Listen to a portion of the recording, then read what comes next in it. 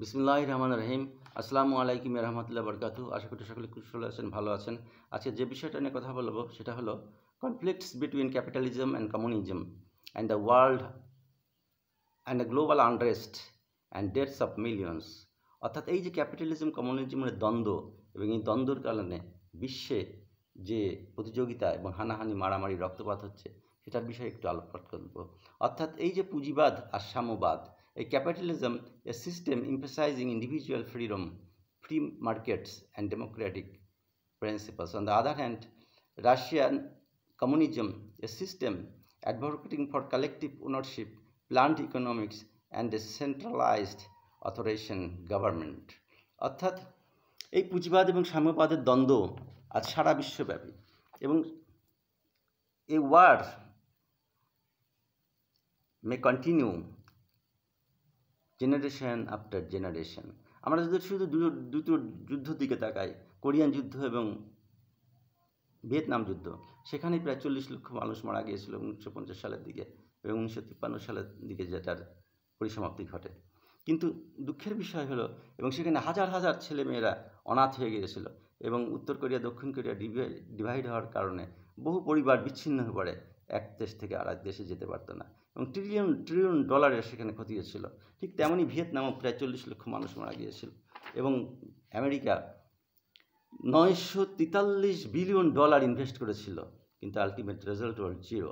Almost তারা খালি হাতে ফিরে গিয়েছিল, এবং ভিয়েতনামকে তারা দুই ভাগ করতে পারে না। পরে কমিউনিজমের জয় হয়েছিল এবং কমিউনিস্ট কান্ট্রির ব্লকে তারা থেকে গেছে।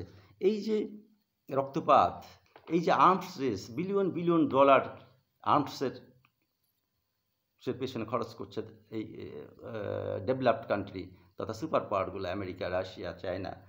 এর আলটিমেট রেজাল্ট কি? এর আলটিমেট রেজাল্ট যদি কখন এসকালেশন হয় ওয়ার্ল্ড ওয়ার 3, তাহলে কিন্তু মানব জাতির সভ্যতা হারিয়ে যাবে। কাজেই the division of the world into two opposite camps led to a decline in international cooperation and a rise in geopolitical tensions.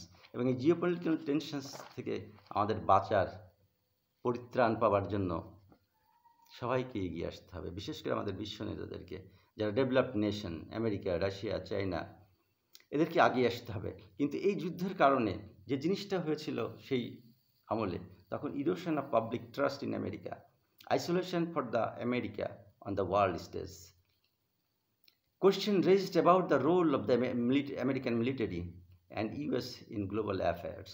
কাজেই তাদের দেশেই তাদের নাগরিকরা তখন প্রশ্ন তুলেছিলেন যে আসলে এই আর্মি যে ইনভেস্ট করছে, যে অর্থ খরচ করছে, আর সারা বিশ্বের দিকে তাকান, যেমন গাজা, লিবিয়া, সিরিয়া, সবই একই ব্যাপার, দেন ইউক্রেন। কাজেই এই সমস্ত যুদ্ধ বন্ধ হওয়া দরকার। আমাদের এই সুপার পাওয়ারের সুপার নেতাদের শুভবুদ্ধির উদয় হোক এবং পৃথিবী শান্তিময় হোক। আশা করি বুঝতে পেরেছেন আমার কথা। সবাই সুস্থ থাকুন, ভালো থাকুন। আসসালামু আলাইকুম ওয়া রাহমাতুল্লাহি ওয়া বারাকাতুহু।